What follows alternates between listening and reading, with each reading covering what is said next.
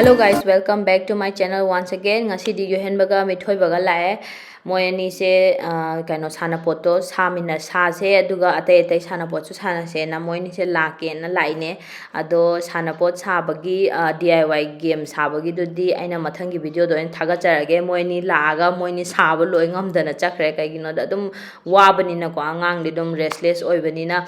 moi je atop atop sum sana ningi dana u bani na aduna moi do ai loi aina aingon do loi shalo aduduga ma moi ani da thilo na haire do adugi loi lakpa adugi video na ai next video da hapkalage ngasi gisina moi ani ga aiga kamaina time spend tauge kamai kai moi ni kai akhoi da laaga kai sanai adagi kamai tauge do khoi punna yengminarse moi ni hoji football aina sagi bado mamang da adugi game dune moi na sanai se sana sigi saba se yengbi hauda mi yaw taragadi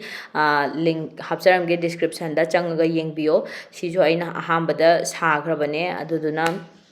Dua Macha taba kai video no do yeng se red machu lit lisna mithoi ba kawe gray machu ga black kai yan ba lisna yuhen ba kawe ko ado moi ani je kai tauge kai moi ni kai sana ge khot ke se mayam punna yeng minarasi